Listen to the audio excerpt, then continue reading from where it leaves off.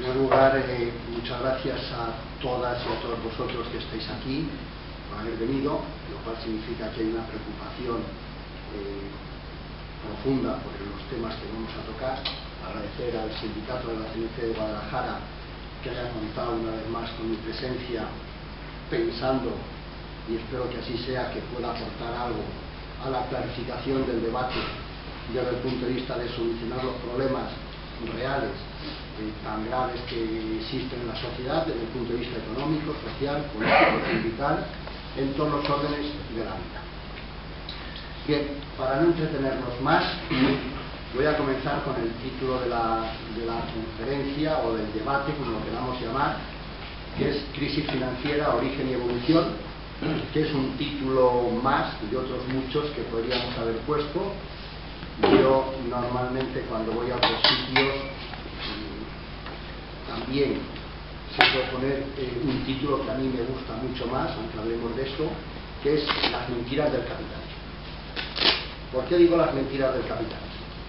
Porque fundamentalmente todo lo que nos están contando, todo lo que desde los medios de propaganda, que no de comunicación ni de información, de los diferentes aparatos del poder, sea el poder político, el poder económico, el poder religioso, el poder militar o el poder sindical, todo lo que nos dicen desde esos aparatos de propaganda es pura y dura propaganda, es una sarta de mentiras, como vamos a intentar desmenuzar, y que la única situación que se encarga de evidenciar la verdad de las cosas es la realidad, es una realidad económica y social terriblemente injusta, terriblemente trágica, con esas cifras del paro, de más de 6 millones de personas en paro, con esos cientos de miles de desahucios, con esos dramas de que más del 55% o cerca del 60% de la población menor de 30 años está en paro y sin ninguna esperanza o perspectiva de encontrar trabajo ni de poder hacer nada con su vida. Es decir, un poco, a mí lo que más me gusta hablar y arrancar estas conferencias es con las mentiras del capitalismo. Y la primera gran mentira del capitalismo es que el capitalismo no está en crisis. Sencillamente el capitalismo es así. Históricamente hablando, si nosotros analizamos la historia del capitalismo en su más reciente actualidad o cercanía, tendríamos que decir que lo que está sucediendo en la actualidad a nivel de España históricamente ha sucedido en otras épocas y en la actualidad sucede en otros países, en otras regiones, en otras zonas. Y no por eso al capitalismo se le ha dicho que estuviera en crisis. Sencillamente el capitalismo es así. ¿Y cómo vamos a evidenciar esta gran mentira? Esta gran mentira del capitalismo, de que no está en crisis, que es así, la vamos a evidenciar analizando a qué llaman crisis del capitalismo. ¿Llaman crisis del capitalismo a que haya más de 1.000 millones de personas en el mundo que pasen hambre? A eso no lo llaman crisis del capitalismo. Llaman crisis del capitalismo a que haya 1.500 millones de personas que vivan con menos de €1 al día. A eso tampoco lo llaman crisis del capitalismo.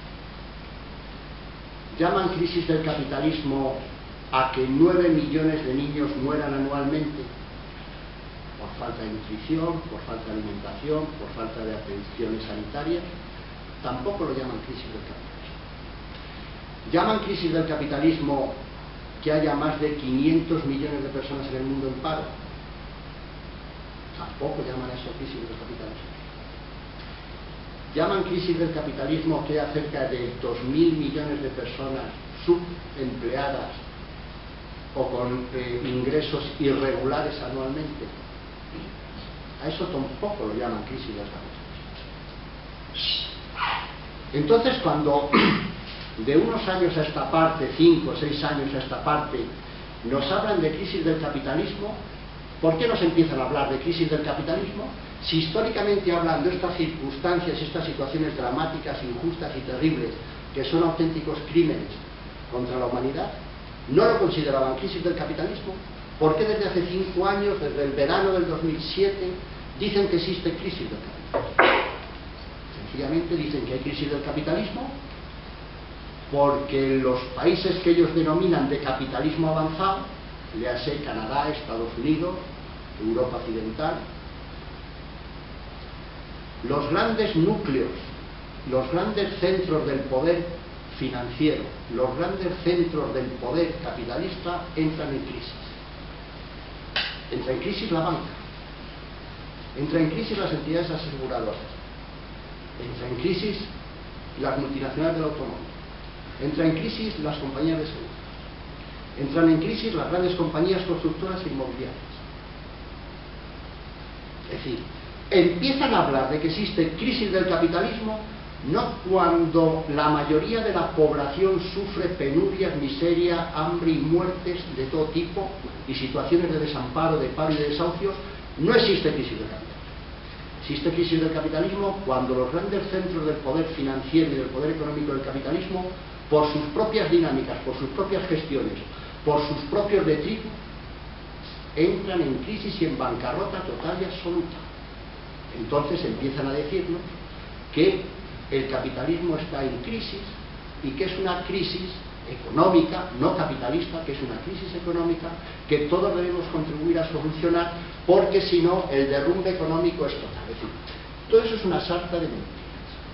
En primer lugar, no existe crisis económica. Si existiera crisis económica, existiría una crisis de los recursos económicos, existiría una falta de riqueza financiera, existiría una falta de riqueza energética, existiría una falta de riqueza de recursos naturales y materiales, existiría una falta de recursos intelectuales y de formación profesional, existiría una falta de materias primas, existiría una falta de medios técnicos para la producción. Y eso es precisamente lo que no falta, lo que existe en abundancia.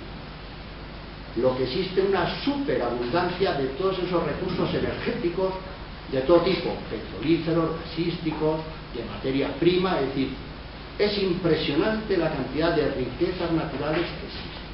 Por tanto, la primera gran mentira es querernos hacer ver que existe una crisis económica. No es cierto. Existe una crisis del capitalismo, eso sí es cierto. Pero las crisis del capitalismo no son ahora, ni son cíclicas. El capitalismo siempre está en crisis. Pero el capitalismo siempre está en crisis para una clase social, que es para la clase trabajadora. Y el capitalismo nunca está en crisis para la élite dirigente o la clase dirigente desde el punto de vista político, financiero, militar y religioso, porque siguen acumulando la misma riqueza. No les afecta eso que ellos llaman crisis del capitalismo. Solamente afecta a la clase social denominada de los trabajadores o las clases sociales populares, lo que es, dicho de otra manera, a la sociedad civil. Por tanto, hemos visto a través de la definición de qué llaman ellos crisis del capitalismo, que es una gran mentira. No existe crisis del capitalismo. Históricamente hablando, la clase trabajadora, la sociedad civil, siempre ha vivido como vive ahora. Ha tenido elementos de bonanza y muchos más elementos de penuria.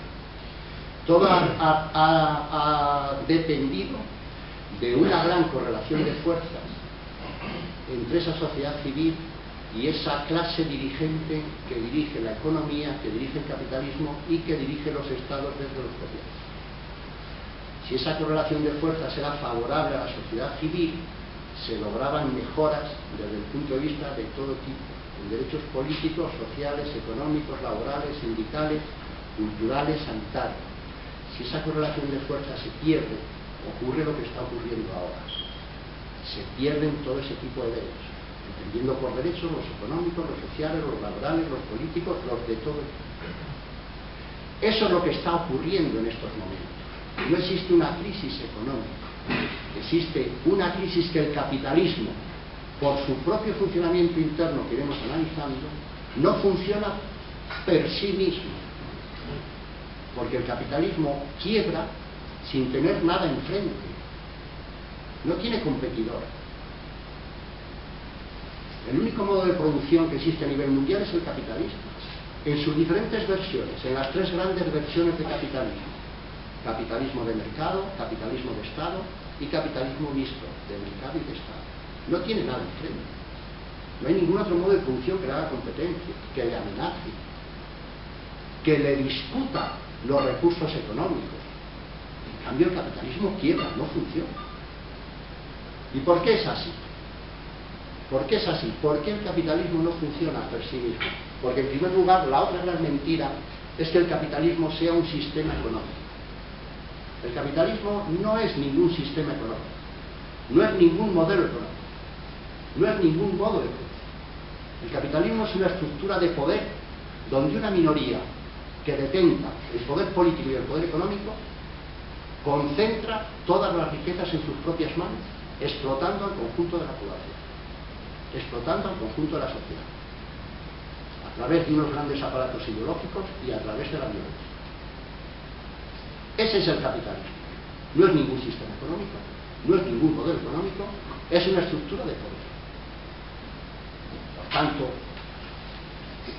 esta otra afirmación que hacemos evidencia la otra gran mentira del capitalismo, que nos quieren hacer creer que es un modelo económico, que tiene una doctrina económica, que se puede explicar académicamente en las universidades, que se le pueden aplicar políticas económicas para solucionar los problemas económicos desde el punto de vista capitalista, que hay soluciones, que hay análisis, que hay escuelas económicas del capitalismo de un signo o de otro a través de lo que ellos llaman la ideología del capitalismo o la doctrina económica del capitalismo. Todo eso es mentira.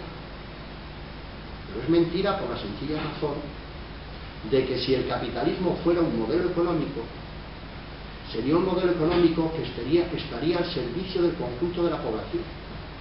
Porque, ¿cómo se puede entender un modelo económico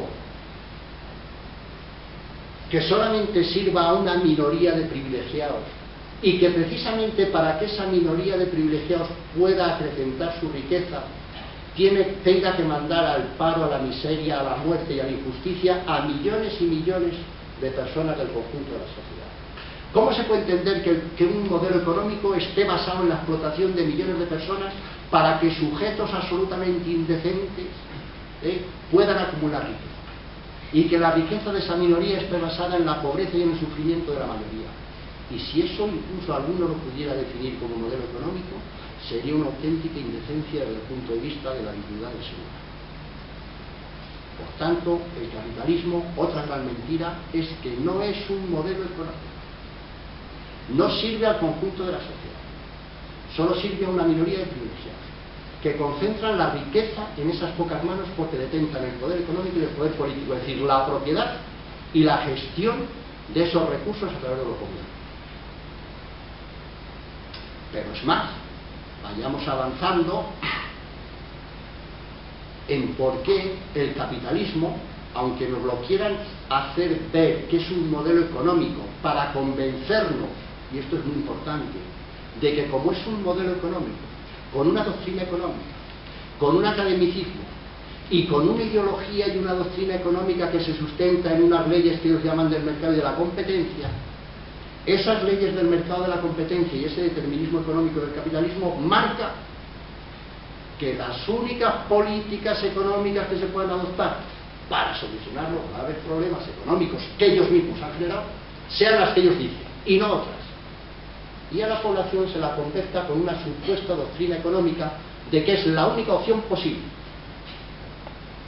Y este debate ideológico hay que destruirle, porque es la argumentación ideológica que están utilizando para convencernos que para que los botines, los Díaz Ferrán, los dirigentes de la banca, todos los ladrones que dirigen el país, sigan manteniendo sus privilegios, en base a una serie de reformas que ellos llaman fiscales, sanitarias, educacionales, laborales y demás, que implica el despido de la población de forma masiva, la pérdida de derechos educacionales, sanitarios, de vivienda y de todo tipo de la población de forma masiva. Quieren argumentar que esas injusticias que genera esa estructura del poder del capitalismo tiene un soporte ideológico, doctrinario y académico en una supuesta teoría económica del capitalismo. Y eso es una aberración y además una mentira. Porque si eso fuera cierto, si eso fuera cierto, se estaría justificando desde un punto de vista ideológico y doctrinal que la sociedad capitalista, para funcionar, tiene que estar asentada perfectamente en una dualidad, que es la dualidad de las clases sociales. clase dirigente propietaria rica y que tiene todos los derechos, en base a la explotación de la otra clase social que no tiene ningún derecho, excepto ser llamada a trabajar cuando le interesa a esa clase dirigente, que es la clase trabajadora y la sociedad civil en su conjunto. Porque si no, no se estaría entendiendo por qué todas las medidas de política económica que adoptan de 5 años para esta parte tienen siempre el mismo sesgo y la misma dirección: pérdida de todo tipo de derechos de la sociedad civil y mantenimiento de los privilegios y riqueza de los que dirigen económica y políticamente los países a nivel mundial. No habría sino esa explicación, no podríamos explicar. Pero ¿qué está ocurriendo? Está ocurriendo que se quieren basar en una supuesta teoría económica del capitalismo para justificarnos que estas son las únicas y exclusivas políticas económicas que se pueden adoptar. Porque el capitalismo como doctrina, como teoría económica, universitaria, académica, que se enseña en los grandes institutos financieros, en las grandes universidades, no tiene otro desarrollo. Es tal esa burda mentira que lo explicamos como ellos han querido explicar, o lo vamos a evidenciar, como lo que ellos han querido explicar cuando nos han querido explicar la crisis actual del capitalismo. Aquí voy a ser muy preciso en las expresiones que voy a emplear y tenemos que estar todos muy atentos porque si no, no lo vamos a entender. ¿Por qué? Porque ellos nunca han explicado la crisis del capitalismo, la actual. No han dicho las causas de la crisis actual del capitalismo son estas, o alguien las ha oído. No las han explicado. Ni en la primera reunión de esos grandes grupos de presión del G8, el G20, y cuando se reunieron todos los líderes mundiales que decían pomposamente, reunidos todos los líderes mundiales, hemos decidido, no explicaron la crisis del capitalismo. Dijeron que la crisis del capitalismo se había manifestado, importantísima la expresión, manifestado. Se había manifestado en el verano del 2007 en Estados Unidos, pero no explicado. Se había manifestado en el verano del 2007 porque se había producido un colapso financiero de las instituciones financieras de Estados Unidos. No explicaron el porqué, no explicaron las causas. Explicaron que se había manifestado en el verano del 2007 y se había producido una crisis de liquidez del sistema financiero americano. Si el capitalismo hubiera sido una doctrina económica, si el capitalismo hubiera sido una teoría económica, si el capitalismo hubiera sido un modelo económico, el capitalismo, como cualquier otro modelo, se hubiera podido analizar, se hubiera podido predecir, prever, pero no predijeron la manifestación de la crisis financiera del capitalismo en el verano del 2007. La habrían podido predecir si hubiera sido un modelo económico, una teoría económica. Es más, en el mundo de la informática, en el mundo de los bancos de datos, en el mundo de que todo esté informatizado y tenemos acceso absolutamente a todos los recursos de datos desde cualquier punto de vista, mucho antes se hubiera podido predecir la crisis del capitalismo en el verano del 2007. Pero no se predijo la crisis. Pero es más, antes de ese verano del 2007, el organismo rector del capitalismo a nivel internacional, que es el Fondo Monetario Internacional, sus análisis decían que nunca en la historia del capitalismo, unos meses antes, el capitalismo había estado tan fortalecido, el capitalismo estaba tan saneado, el capitalismo tenía tan solvencia, y que eso que se decían que las estructuras financieras de la banca internacional podían quebrar o entrar en dificultades, eso era una sarta de tonterías. Esto también nos va dando idea un poco de en manos de quién está. Nos da un poco idea del nivel intelectual y de conocimientos de los sujetos que rigen el mundo. Luego ellos mismos han tenido que reconocer por la fuerza de los hechos que todos esos análisis solamente respondían a cuestiones ideológicas, dogmáticas y doctrinales obligadas, porque los grupos de presión de la banca siempre decían que la banca era inquebrantable. Pero lo han tenido que reconocer años más tarde porque la realidad era la que hay. Pero también ocurre otra situación. Si el capitalismo hubiera sido un modelo económico, no solamente se lo hubiera podido predecir, también se lo hubiera podido analizar. ¿O han analizado la crisis del capitalismo? No la han analizado desde ningún punto de vista.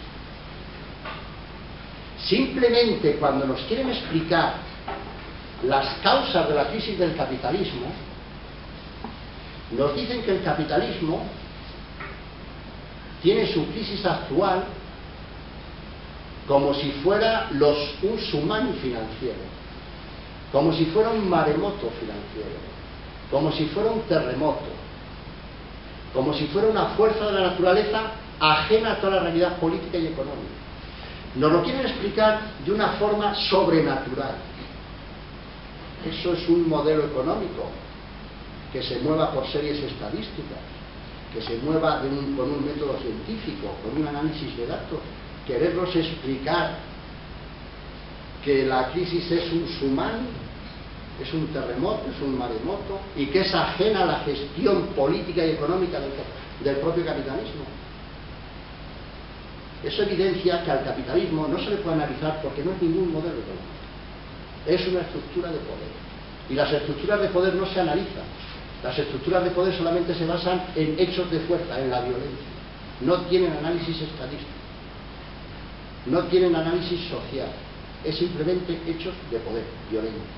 Pero es más, si el capitalismo fuera un modelo económico, lo hubieran podido predecir, cosa que no hicieron, lo hubieran podido analizar, cosa que no hicieron, lo hubieran podido explicar, cosa que no hicieron, y sobre todo, tendrían soluciones, cosa que no hacen. No han dado ni una sola solución que sirva al conjunto de la sociedad. Es más, todas las soluciones que van adoptando van generando mayores problemas de los que pretendían solucionar. En una espiral diabólica y sin fin de a propuestas políticas, desastre que generan, y mayores propuestas para solucionar el desastre de la decisión anterior. Y caminando de esa manera hemos llegado a la situación actual. Pero todo esto tiene una explicación. ¿Por qué dan un análisis y una explicación de la crisis del capitalismo de forma sobrenatural y ajena al mundo de la gestión política y económica y al mundo de la realidad?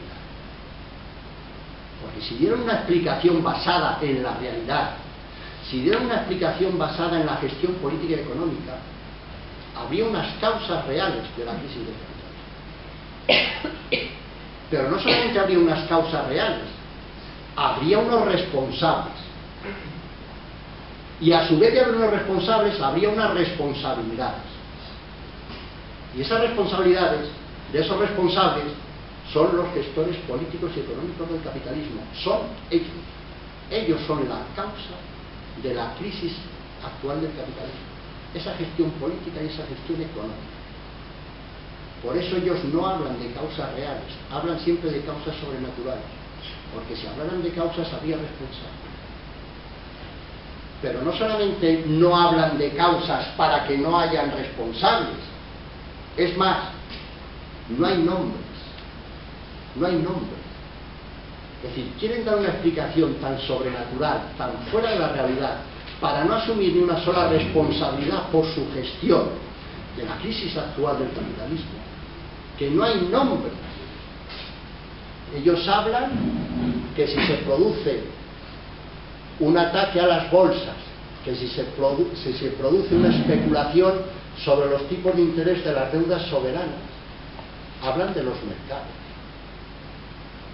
Pero es más, cuando ellos adoptan las políticas económicas que adoptan, siempre dicen que las adoptan porque hay que generar confianza en los mercados, porque hay que generar confianza en los grandes inversores, porque hay que generar confianza en los grandes financieros. Y en base a que hay que generar confianza en los mercados, en los grandes inversores y en los grandes financieros, hay que hundir económica y socialmente a los países. Hay que hacer reformas laborales que generen 7 millones de desempleo, hay que perder todos los derechos educacionales, sanitarios y de vivienda, hay que tener al 60% de la población menor de 30 años en el paro, hay que reducir las pensiones, hay que hacer unas reformas impositivas donde pague la sociedad civil y no paguen los que realmente tienen las fortunas y la riqueza. Y eso es a lo que ellos llaman el mercado y no pueden dar nombres. No saben actuar contra esos grandes grupos de presión, que a su vez se ha dado la paradoja de que han sido esas grandes instituciones financieras las que, habiendo quebrado unos años, han recibido después ingentes cantidades de ayudas estatales y públicas para, una vez reflotadas y puestas otra vez de una forma solvente, ser ellas las que exijan ahora unos tipos de interés a las deudas soberanas para acrecentar su riqueza. Es decir, es algo indecente. Es un robo legalizado, es un robo consentido. Pero con la explicación que he dado, y lo que intento con esta disertación es que tenga explicación lo que está ocurriendo, porque sí la tiene. No tiene una explicación sobrenatural. Tiene una explicación que está aquí y ahora, y es una explicación real de la situación económica y política, y tiene unas responsabilidades.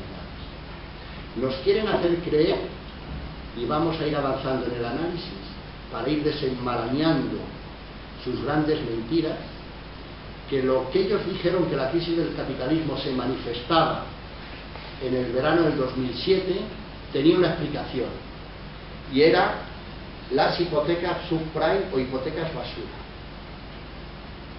¿Qué significa esto? Primero, tiene un componente ideológico y de clase social totalmente indefendible. ¿A qué se están refiriendo con las hipotecas subprime o hipotecas basura? A que el producto financiero que habían dado en préstamo hipotecario a los trabajadores de Estados Unidos eran unos préstamos con malas garantías, o se refieren a aquella basura a quien habían concedido los préstamos hipotecarios. El argumento es diabólico, porque están haciendo recaer la crisis del capitalismo precisamente en aquellos que más la sufren, los que se quedan desahuciados, los que pierden su vivienda. El argumento es tan endiablado que dicen: en la crisis del capitalismo ya hemos encontrado la causa. Las hipotecas subprime, hipotecas basura, que de forma repentina en Estados Unidos en el verano del 2007 estallan por millones. De repente, millones de trabajadores de Estados Unidos y de trabajadoras deciden no pagar su hipoteca, porque les gusta vivir en la calle. Y como han decidido millones de trabajadores y de trabajadoras no pagar su hipoteca, se produce una quiebra de liquidez en el sistema financiero americano que colapsa Estados Unidos, y a nivel internacional, por esa deriva de los productos financieros que van vendiendo empaquetados, llega a Europa y también quiebra Europa, las entidades financieras de Europa.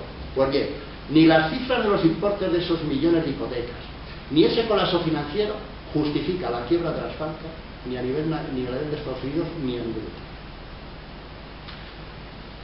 Pero podrían haber dado otra explicación. ¿Cómo es posible que millones de personas de repente se pongan de acuerdo en no pagar su hipoteca? Es lo mismo que ha pasado en España. 400.000 desahuciados se han puesto de acuerdo en no pagar su hipoteca porque quieren vivir en la calle. Nos damos cuenta que el argumento es una estupidez y una indecencia. Y además les quieren hacer responsables de la quiebra de la banca. Como no pagáis la hipoteca, la banca no tiene liquidez, no puede dar préstamos, no hay inversión al sector económico y por tanto no funciona esto. Hacen responsables a los que más sufren la crisis de su gestión. Es terrible. Pero vamos a hacernos una pregunta. ¿Por qué millones de trabajadores en Estados Unidos dejan de pagar su hipoteca? Eso no lo han explicado. La explicación es muy sencilla. ¿Por qué en España los cientos de miles de personas han dejado de pagar su hipoteca? Porque no tienen trabajo. ¿Pero por qué no han dicho eso en Estados Unidos? También porque han dejado de pagar la hipoteca. Porque les han reducido el sueldo, cosa que en España también ha sucedido. Pero ¿por qué no han explicado que la crisis de las hipotecas subprime, hipotecas basura, viene porque hay millones de despedidos en Estados Unidos? Hay millones de trabajadores que les reducen los sueldos. Porque hay que responder a la siguiente pregunta: ¿y por qué hay millones de despedidos? ¿Y por qué a millones de trabajadores de Estados Unidos les bajan el sueldo? Hay que responder a esa pregunta. ¿Y por qué? Porque Estados Unidos, desde el año 2001, está inmerso en una crisis económica impresionante. Estados Unidos está inmerso en una crisis económica producida fundamentalmente por un déficit público, es decir, un déficit estatal impresionante. ¿Y por qué? Porque Estados Unidos desde el 2000 y 2001 lleva inmerso en una guerra imperialista, que es la guerra de Oriente Próximo, para robar el petróleo al pueblo. Y las guerras hay que pagar. Y las guerras se pagan vía deuda pública, financiación de deuda pública y vía precio del petróleo. Esa es la causa mayor de lo que se denomina ahora la actual crisis del capitalismo. Las guerras hay que pagar. Y el coste de la guerra de Irak para Estados Unidos y sus aliados, que es Europa, ronda en torno a los 10 billones de bus con B de euros. Y eso sí ha hecho quebrar todo el sistema económico a nivel internacional, unido a los precios del petróleo, que era para pagar también esa guerra. Es por eso que cuando se están oyendo tantos discursos en torno a la crisis actual del capitalismo hay tanta mentira, tanta confusión y tan poca claridad. Y se busca cualquier tipo de explicación. ¿Por qué hay que hacer un esfuerzo en el análisis para encontrar las verdaderas causas de la crisis actual del capitalismo? Por una sencilla razón. Porque analizando las causas y dando con las causas reales de la crisis actual del capitalismo podemos encontrar soluciones. Y no este marasmo de confusión que existe en la actualidad. Eso es lo importante que tiene hacer un análisis en un sentido o en otro. De la misma forma que desde las élites políticas y las élites financieras ocultan las causas, ocultan las explicaciones y buscan explicaciones sobrenaturales para no responder de sus propios actos y sobre todo para no evidenciar que el capitalismo no funciona por sí mismo. Porque lo que se ha evidenciado con la actual crisis del capitalismo es que el capitalismo ha quebrado por sí mismo. No funciona por sí mismo. Vamos a poner ejemplos más cercanos para que lo comprendamos absolutamente todos. Bankia, antigua Caja Madrid. El 20% del Producto Interior Bruto de España estaba concentrado en Bankia, en depósitos, cerca de 200.000 millones de euros. ¿Cómo una entidad que lo tiene todo puede de repente convertirse en la mayor quiebra económica de la historia económica de un país? Es decir, han muerto de sobreriqueza. No, lo tenían todo. La banca lo tenía todo. Tenían el poder político, tenían el poder económico, tenían el poder financiero, tenían el poder militar, el poder sindical, tenían todo a su servicio. Y ha quebrado por sí sola, pero por sí sola por la mala gestión y la mala ordenación de los recursos. Pero aquí vienen las responsabilidades. ¿Qué explicación han dado de la crisis de Bankia? La crisis económica ha hecho quebrar Bankia. ¿Y a qué están llamando crisis económica? No lo explican. Analizamos la crisis de Bankia. La crisis de Bankia quiebra por una concentración de la actividad en un sector que es la construcción. De tal forma que se han liado a producir tantas viviendas, que luego se dará la paradoja y la gran injusticia de lo que ellos llaman el mercado, no son capaces de absorber. Y por tanto se produce la quiebra. Y a su vez se da la gran injusticia, que es la gran injusticia de la distribución de los recursos del capitalismo, que hay millones de personas que no pueden acceder a la vivienda, como un derecho básico del ser humano. Nos damos cuenta de toda la relación que significa el capitalismo. ¿Ha habido algún tipo de responsable en Bankia o que se le estén exigiendo responsabilidades por toda esa gestión de quebrar una de las mayores entidades financieras del país con todo lo que eso ha supuesto? Ni una. ¿Pero por qué? Porque si analizan las causas de la crisis de Bankia, las causas reales, va a haber responsables. ¿Y quién gestionaba Bankia? Bankia lo gestionaba el poder político. ¿Y quién es el poder político en España? Pues en los últimos 30 años, alguien que se llama Partido Popular, Partido Socialista Obrero Español. Pero a su vez también en el Consejo de Administración de Caja Madrid se sentaron Izquierda Unida y los sindicatos que llamamos mayoritarios, comisiones y partidos. Todos con sueldos cercanos a los 300.000 euros anuales. Es decir, un sueldo de esa categoría exige una responsabilidad y una función en consonancia. ¿De qué nos hemos enterado ahora? Que ninguno se leía absolutamente ni las propias cuentas de la sociedad. Esa manifestación del vicesecretario general de la COE, de la patronal, el tal Arturo Fernández: yo no me leía las cuentas de la sociedad, con un sueldo de 300.000 euros. ¿Cuál era su función entonces? Es el órgano de dirección y no se leen las cuentas de la sociedad. ¿Cuál es su función? ¿Cómo justifica su sueldo? Volvemos a lo mismo. El capitalismo no es un modelo económico, es una estructura de poder. Y la estructura de poder está hecha para que una minoría de privilegiados viva a costa de una mayoría de la población. Y ahí justifican sus sueldos, en la estructura de poder. Como deciden y tienen el poder, se ponen los sueldos que les parece bien.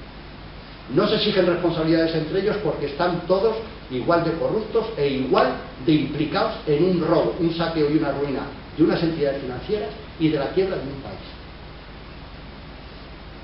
¿O alguien ahora no podría explicar claramente quiénes han gestionado España en los últimos 30 años desde el punto de vista político o desde el punto de vista financiero?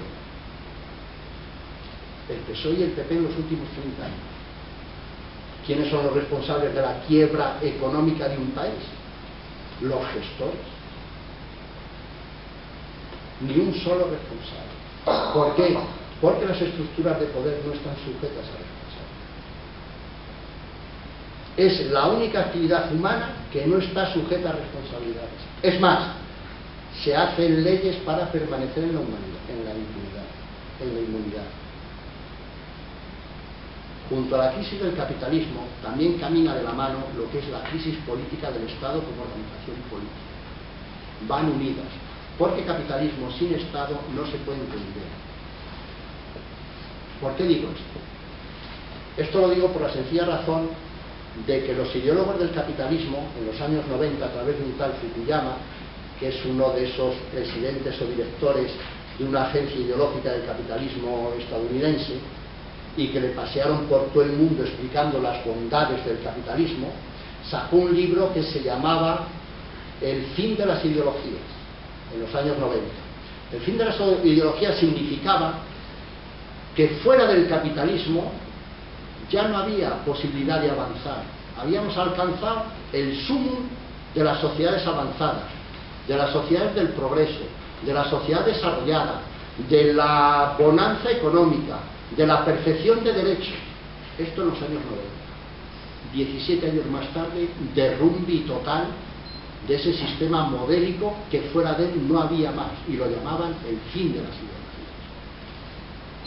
No había planteamientos que hacer porque el capitalismo era principio y fin de todo. Pero es que esos niveles de debate ideológico es como fundamentalmente a través de esos medios de propaganda de los aparatos del poder, es como están convenciendo a la población de que la única opción, la única posible, real y eficaz es la suya. Y esa gran mentira es la que hay que desentrañar, porque es un debate ideológico que es el fundamental que sujeta a las sociedades para que no se produzcan rebeliones o revueltas masivas. Porque si les habéis oído hablar, lo que realmente les preocupa a ellos cuando adoptan estas medidas de políticas económicas antisociales y tan injustas, no es que la población sufra. Las señales de alarma que ellos lanzan no es que haya 6 millones de personas en paro en España, o que haya 40 millones de personas en paro en Europa, o 20 millones de parados en Estados Unidos y 40 millones de pobres. No. Las señales de alarma que lanzan es que puede haber graves estallidos sociales que pongan en peligro la democracia avanzada en la que vivimos. Y aquí viene la crisis institucional que ellos llaman la crisis política. ¿A qué democracia avanzada se están refiriendo? A unas elecciones que cada 4 años la población se limita a votar sobre unos programas electorales que después se incumplen de la A a la Z, y que donde decían Diego dicen Diego, y que hacen todo lo contrario de lo que figuraban en esos programas electorales. El primer fraude, estafa y mentira. La que en teoría iba a legitimar el poder de esa democracia avanzada es una absoluta mentira y basada en una estafa. Pero es más, puesto a funcionar esa democracia avanzada, la quieren legitimar diciendo que una vez que están, y me voy a referir a España para no irnos por ahí, la quieren legitimar diciendo que ese Congreso de los Diputados representa a la mayoría del conjunto de la población, cosa que también es mentira. Porque si hacemos números de los votos y de las participaciones que saca cada partido, el PP, que tiene mayoría absoluta, está contando en el actual periodo legislativo con el 20% de los votos de la población española, el 20%. Y eso no es una mayoría absoluta de los 46 millones de personas que hay. Esa es otra gran mentira. Pero la otra gran mentira es cuando nos dicen que incumplen los programas electorales, que ya saben que les están incumpliendo, pero que están haciendo lo que tenían que hacer. Y cuando se refieren a eso, ¿a qué se están refiriendo? Que ya sabían ellos que tenían que hacer incumplir el programa electoral y que aún así le iban a decir una cosa y le iban a incumplir, lo cual es otra farsa. No, dice que le están incumpliendo por una cuestión de deber. Y ese deber, ¿qué programa es? Pero si les preguntas más, dicen que ese deber es los compromisos que han adquirido con Europa. Acordaros de los nombres, cuando os digo, no dan nombres. Cuando dan Europa, ¿a qué se refieren con Europa? ¿Quién es Europa? La diosa Europa. Y cuando se refieren a los compromisos contraídos con Europa, nos quieren decir que es con el gobierno europeo, de la Comisión Europea, de esa Europa de los 27, de esa integración política en Europa. Pero ¿cuál es la legitimidad social, electoral, de esa Comisión Europea del Parlamento Europeo? Las últimas elecciones europeas fueron en mayo del 2009, o en junio del 2009, para ser más preciso. Cerca del 60% de la población se abstuvo. De los que votaron al partido mayoritario dentro del Parlamento Europeo, que es el Partido Popular, ha obtenido el 15% de los votos. A esa legitimidad se están refiriendo. A un 60% de abstenciones, que del 40% que queda solamente es el 15%. ¿De qué nos están hablando? Nos están hablando de mentiras. Pero es más, luego nos dicen que esos compromisos contraídos no solamente es con la Comisión Europea, es también con un tal Banco Central Europeo y un Fondo Monetario Internacional. Y mi pregunta es, ¿qué legitimidad tiene el Fondo Monetario Internacional? ¿Quién la legitima? ¿Dónde están sus votos? ¿Qué legitimidad tiene el Banco Central Europeo? ¿Quién la ha elegido? ¿Dónde están sus votos? Es toda una farsa, es toda una mentira. Pero es más, ellos nos dicen que tanto el Banco Central Europeo, el Fondo Monetario Internacional y la Comisión Europea toman esas medidas de política económica para calmar a los mercados. Y ahí viene el quid de la cuestión. ¿Quiénes son los mercados? A los que hay que calmar. ¿Quiénes son los mercados a los que hay que calmar y a los que hay que dar confianza para que no nos hundan en la absoluta miseria? ¿Quiénes son esos mercados? No dan nombres. Pero todos sabemos quiénes son esos mercados. Es la banca. ¿Y por qué no dan nombres de la banca? Porque ellos también forman parte de la banca. Y habríamos llegado al responsable último de las directrices de lo que está sucediendo, que es la banca, el poder financiero. Que en identidad de intereses con el poder político, y esto es importantísimo, la identidad de intereses con el poder político, no confrontación de intereses como nos quieren hacer creer desde esos institutos ideológicos de los diferentes partidos políticos, sean de signo liberal, conservadores o socialdemócratas, que hay una pugna por el poder, entre el poder político, el poder económico, el financiero, el industrial. Es mentira. Hay una identidad de intereses, y esto es importantísimo. Porque al haber una identidad de intereses, los cargos políticos y los cargos económicos se intercambian entre ellos. Coged el mundo de los políticos, coged el mundo de los dirigentes bancarios, cómo se mezclan, cómo una vez es ministro y cómo otra vez es consejero delegado de la banca. Coged al que queráis, a Rodrigo Rato, a Guindos, o incluso a sujetos tan depravados del socialismo como el Dominique Strauss-Kahn, Fondo Monetario Internacional, ministro de Economía en Francia, era el primer espada que iban a llevar para sustituir a Sarkozy. Pero coger aquí en España cualquiera de ellos, presidentes de gobierno, luego consejeros de grandes empresas de la electricidad, están mezclados, identificados de intereses, forman parte de lo mismo. Por eso nunca hay responsables entre ellos, nunca. Por eso todos defienden las medidas que se adoptan. Y frente a eso, Una vez que nosotros hemos disertado y diseccionado las grandes mentiras del capitalismo,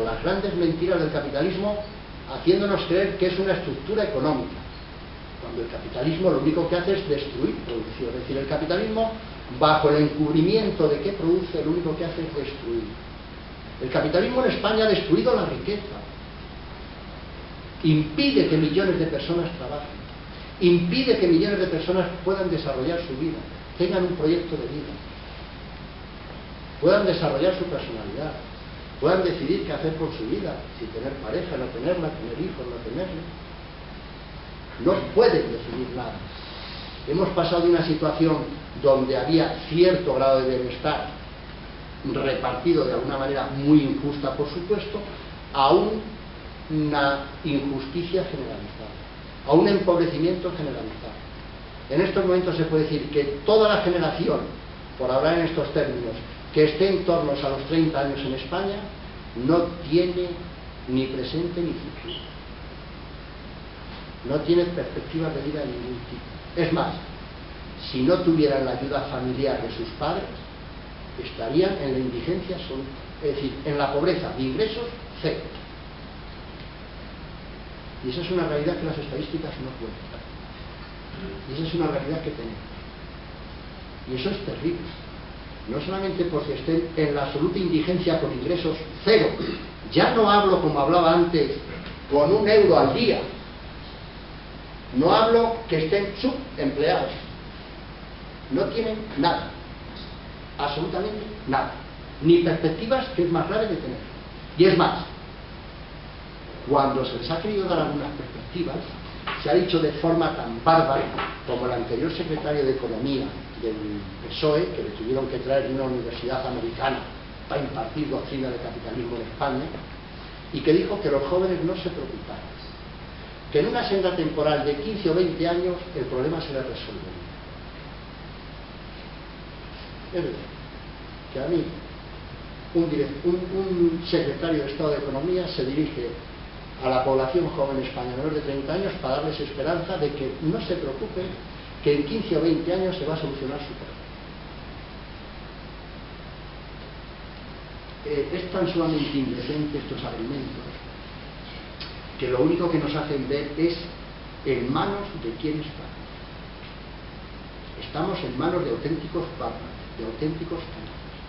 Estamos en manos de, si hubiera un lenguaje penal para la gestión económica que le tendrá que haber, son crímenes de humanidad, son crímenes alimentarios, son crímenes económicos. Porque todos los millones de personas que mueren de hambre es porque los recursos económicos, en vez de dirigirse a satisfacer esas penurias alimentarias, se dirigen a satisfacer a la industria del armamento. Y esa opción por la gestión de armas o alimentos es una decisión humana, es una decisión personal, es una decisión que tiene nombres y apellidos. Y quien elige fabricar armas en vez de fabricar alimentos es el responsable de las muertes de todos esos millones de personas. Es así de claro. Y eso en gestión económica se llama el principio de la responsabilidad personal. El principio de la responsabilidad personal rige en todos los órdenes de la vida. Uno tiene que ser responsable de sus actos. Y como tal hay que juzgar. Y no vale decir que la crisis económica es una crisis que viene por ahí y vamos a solucionarla con ideas y planteamientos tan sumamente estúpidos como decir: hoy vamos a dar entradas gratis para el fútbol para solucionar la crisis económica. Hoy vamos a hacer que no se pague el autobús para solucionar la crisis económica. Es decir, nos están tratando como lo que ellos piensan que es la población en general, una población idiota, una población sin conocimientos, una población sin capacidad para pensar, decidir y actuar por sí misma. Pero eso no es casual, no es casual. Hay en estos momentos 3 grandes medios de comunicación para que la situación de contestación social no se generalice, que es ese debate ideológico, que es muy profundo, y 3 aspectos que hacen que la población esté dormida, que la población esté entretenida y confundida, que es la televisión, que es una sarta de estupideces, el fútbol y la religión. son los tres elementos que en la actualidad se están utilizando para mantener idiotizada la propiedad. En términos clásicos se decía para mantenerla alienada. Podemos usar el que queramos. Esa es la realidad de lo que está ocurriendo. Pero frente a esa realidad, y yo ya no voy a ahondar más en el análisis, podría introducir también el tema de que el capitalismo y el poder es consustancial el otro gran fenómeno que se produce entre el capitalismo y el Estado, que es la corrupción. La corrupción en sus dos grandes vertientes, la corrupción ilegal y la corrupción legal. La raya que divide la corrupción ilegal de la corrupción legal es lo que definen los corruptos, aquello que vamos a robar con la ley en la mano, vía sueldo, y aquello que se roba de forma ilegal porque las normas legales no permiten robar. Y es cuando surgen esos procesos de unos y otros que se quieren meter en la cárcel a pesar de que se protegen entre todos. Porque acaso no es una corrupción legal el que de fondos públicos una presidenta de Castilla-La Mancha como Dolores de Cospedal en el año 2010 cobrara 300.000 euros, al mismo tiempo que se decía no hay para prestaciones por desempleo que también salen de fondos públicos? Y mi pregunta es, ¿por qué esa persona tiene derecho a cobrar 300.000 euros de fondos públicos y un parado no tiene derecho a cobrar una prestación por desempleo de 426 euros al mes? ¿Por qué? Porque ellos han decidido que legalmente eso sea un ingreso digno y honorable para una persona con una gran responsabilidad, y el otro no tiene derecho a nada. Porque aquí interviene lo que he dicho al principio, el concepto de clase social. Tú tienes derecho y tú. ¿Y por qué? ¿Por qué la Cospedal tiene derecho a 300.000 euros al año y un parado no tiene derecho a 426 euros al mes? ¿Cuál es el motivo? Si sale todo de fondos públicos. Porque lo deciden ellos, estructura de poder y concepto de clase social. Yo sí tengo derecho, tú no tienes derecho. ¿Por qué? Porque lo deciden. No hay más. Es así de sencillo. Pero una vez que hemos evidenciado todo esto, desde luego, lo que sí que es importantísimo es plantear las soluciones. Plantear las soluciones. Y desde luego, ¿qué soluciones hay? El grave problema que la humanidad, históricamente hablando, y la persona en particular, como elemento fundamental, tiene, es la cuestión económica. La cuestión económica no es ni más ni menos que el sustento en todos sus aspectos: el alimentario, el de vivienda, el de educación, el de sanidad, el de cultura, el de transporte, el de unas ciudades habitables. Es el sustento económico. A partir de que definimos cuáles son las necesidades del ser humano, que es el sustento económico como cubrir las necesidades básicas para poder desarrollar tu vida, empezamos a sentar las bases de muchas cosas. Empezamos a hablar ahora de lo que el debate social nunca tendría que haber abandonado, que es el debate de la economía, pero de la economía con mayúsculas, que es eco, casa, economía, administración, de la administración de la casa, que es la ciencia económica, que es la ordenación de los recursos para que el conjunto de la sociedad tenga cubiertas sus necesidades. Y entonces sí que empezaríamos a hablar de doctrinas económicas, sí que empezaríamos a hablar de ciencia económica, sí que empezaríamos a hablar de teorías económicas, sí que empezaríamos a hablar de ideología económica, y sí que empezaríamos a hablar de economía política, porque la economía ante todo es política, y la política también es economía. Entonces, ¿cómo definiríamos entonces la economía? Y aquí entroncamos con esos discursos ideológicos que vuelven a tener, por lo dramático que es la situación, y a estar de gran actualidad, aunque por esas propagandas y confusiones hayan estado un poco apartados, que es no el fin de las ideologías, sino la historia de las ideologías, y en particular de la ideología económica. Y desde el punto de vista que yo hablo, es de la ideología económica del anarquismo, de la economía política del anarquismo, que tiene sus definiciones, tiene sus aspiraciones. ¿Cómo definimos los anarquistas la economía? Los anarquistas definimos la economía en términos clásicos siguiendo a Pedro Kropotkin: eco, casa, economía, administración de la casa. ¿Y qué es eso? Pues eso es el estudio de las necesidades del ser humano y de la sociedad en su conjunto, porque la economía de lo que tiene que tratar es de satisfacer necesidades. La economía no es para que alguien se haga rico, ni alguien se haga pobre. La economía, administrada bien los recursos, tiene que servir para satisfacer las necesidades del conjunto de la población, considerada individual y colectivamente. Por eso decimos que economía es ante todo el estudio de las necesidades y deseos del ser humano y de la sociedad en su conjunto. Y la segunda parte, y la forma de satisfacerlas con el menor empleo de recursos humanos, naturales, materiales, técnicos, económicos. ¿Por qué? Porque no hay por qué despilfarrar. Estamos hablando de satisfacer necesidades y deseos, no de producir por producir, no de destruir por destruir. Y a su vez, eso se tiene que hacer en un entorno y en un equilibrio y en una armonía con la naturaleza, porque el que no cuida su casa, casa, economía, administración de la casa, el que no cuida su casa, la acaba destruyendo y no puede vivir en ella. Por eso ese planteamiento armónico, ecológico y sostenible con el medio ambiente y con la naturaleza en su conjunto. Es decir, la producción no tiene que encubrir la práctica de la destrucción, no tiene que encubrir la contaminación, no tiene que encubrir que todos esos costes contaminantes o que pueden llegar a destruir la vida de forma masiva, como es la energía nuclear, y lo hemos visto recientemente en Japón y anteriormente lo habíamos visto en Chernobyl, no hay por qué ir por esas vías, cuando sabemos luego los costes en vidas humanas y económicos que representan. Y ahora vamos a otro concepto del capitalismo. ¿Quién paga esos costes? ¿La empresa nuclear? No, pues hemos pagado todo. Entonces, ¿dónde está el concepto de rentabilidad económica? Mientras tienes ingresos y cuando surgen los costes, ¿quiénes les pagamos? ¿Todos? O con el desastre del Golfo de México con la petrolera que se hunde y han pagado 12.000 y 15.000 millones de euros de indemnización. ¿Quién paga luego todo eso? La factura del gasoil, de la gasolina cuando le echamos en fin. ¿Y qué implica todo ese sistema de producción del que estamos hablando? Que a su vez todos tenemos que participar del trabajo para producir, para satisfacer esas necesidades. Que es, en dos frases, como lo definimos nosotros y sobre todo desde el sindicato CNT, reparto de la riqueza y reparto del trabajo. Trabajar todos para trabajar menos y vivir mejor.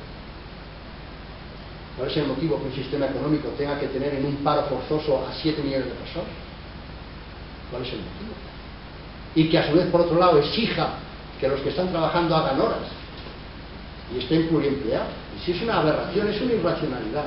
Por eso hay que sentar muy bien las bases de esto, porque este debate ideológico tiene que servirnos para convencer al conjunto de la población que hay otro modelo económico, que sí es un modelo económico, que sí es una doctrina económica, que sí es una ideología económica desde el punto de vista social. Y cuando digo social, me refiero desde el punto de vista de la igualdad del ser humano, de iguales derechos y iguales deberes. ¿Por qué no va a haber una distribución justa de la riqueza? ¿Quién es aquel que es capaz de decidir y discernir cuál es la cuantía salarial de un trabajo? Que lo explique con su modelo económico. Este trabajo tiene que tener esta retribución porque influye en todas estas variables. Y este otro trabajo tiene que tener esta otra retribución porque influye en estas otras variables. ¿Qué variables son? Las de los consejos de los administración de los bancos, que cobran 300.000 euros y luego cuando se les exige responsabilidades dicen yo solo iba de visita institucional para representar a la institución y para eso hay que pagarte 300.000 euros al año. Me estoy explicando a lo que me estoy refiriendo, es decir, no hay ninguna razón económica que justifique esas desigualdades, solamente existe la razón de la fuerza. Por eso insisto, el capitalismo no es un modelo económico, es una estructura de poder. Pero es más, cuando se negocia cualquier convenio colectivo, ¿cuáles son las teorías económicas que afloran en la negociación del convenio colectivo? ¿Cuáles son esos supuestos económicos y esas variables económicas que determinan que el sueldo de los trabajadores, según la parte empresarial, tenga que descender todos los años? ¿Y cuáles son esas variables económicas que determinan desde el punto de vista empresarial que los beneficios empresariales tengan que subir todos los años? Y si no, esto no funciona. Y luego podré poner el ejemplo de Díaz Ferrán, de esa frase de ganar menos y trabajar más para que él robe más. ¿Me estoy explicando? ¿Y cuál es la variable fundamental que interviene en la negociación de los convenios colectivos? La variable fundamentalmente económica que interviene en la negociación de los convenios colectivos se llaman antidisturbios. Son los antidisturbios al servicio de la patronal los que deciden el grado del nivel salarial que van a cobrar los trabajadores de una determinada empresa, en razón a la violencia policial que van a emplear en la negociación de ese convenio. Y eso es el día a día de la negociación salarial en España y fuera de España. Pero podría poner un ejemplo a mayores. La guerra y el conflicto bélico deciden militarmente el precio del petróleo. ¿Cuáles son las variables económicas que intervienen en la negociación de los precios del petróleo en Irak, en Afganistán y en Arabia Saudí? Los portaaviones americanos. Sin esa variable económica, el precio del petróleo no sería el que es. Entonces, ¿dónde está la doctrina del capitalismo? ¿Dónde está el análisis económico del capitalismo? El análisis económico del capitalismo radica en la fuerza militar. Es decir, el capitalismo sin su fuerza militar no puede pervivir. Ninguna negociación colectiva de convenio puede pervivir si no están los antidisturbios, porque se haría lo que decidían los trabajadores, que son la mayoría de la población. Es así de sencillo. Y eso sí es soberanía popular. Eso sí es la decisión del pueblo. Y no lo que nos quieren hacer creer institucionalmente, que son las democracias avanzadas, en los países de capitalismo avanzado, que no tienen ninguna legitimidad. Y que incluso cuando se arrogan esa legitimidad, la gran estafa se produce en el principio, entre lo que se presentaron con un programa electoral y todo lo contrario que hacen. Por tanto, sí hay otras opciones.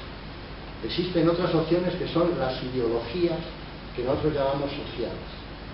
Y todas esas ideologías que nosotros llamamos sociales tenemos un planteamiento económico diferente, que es ese concepto de economía para satisfacer necesidades del conjunto de la población, de todos por igual, y luego cada uno con su vida poderla desarrollar en el sentido que quiera, poder desarrollar su personalidad de forma libre, conforme a su voluntad, pero teniendo asegurada esa existencia y participando todos del trabajo. Nos podríamos hacer una idea de si en España los 7 millones de personas que están en paro se pusieran a trabajar. Eso que ahora desde los políticos se les oye tan recurrentemente cuando dicen hay que arrimar el hombro. Frase más estúpida y demagógica. Hay que arrimar el hombro. Este año 1 millón más de parados. ¿Qué hombro van a arrimar ese 1 millón más de parados que acabas de despedir con la reforma laboral que acabas de aprobar? ¿Qué hombro van a arrimar y a dónde? Es que toda su argumentación es una mentira y es una indecencia. Si se tratase de arrimar el hombro, ¿cuántas horas de trabajo se hacen en España? Trabajo productivo. Luego ya empezaríamos a hablar de todos esos trabajos que se hinchan a ganar dinero y que no sirven absolutamente para nada, salvo para idiotizar a la población, empezando por el fútbol, la televisión y todos esos aparatos de propaganda. Pues si hay 7 millones de parados que están trabajando en la actualidad 17, hagamos un suma-resta y una división. Si 17 millones de personas trabajan 8 horas al día, que no es así, porque unos trabajarán más y otros a tiempo parcial menos, salen tantas horas. Dividámoslo ahora por 24, saldrán bastante menos. ¿No sería más lógico? Sería así de sencillo. Y luego la segunda parte. Organicemos todos esos medios de producción para destinarlos a las necesidades reales que tenemos. No las necesidades que nos quieren hacer creer que tenemos, sino las reales. Vivienda, alimentación, educación, sanidad, cultura, transporte, ciudades, jardines. Seguramente no llegaríamos a trabajar más de 2 o 3 horas al día, en el caso más extremo.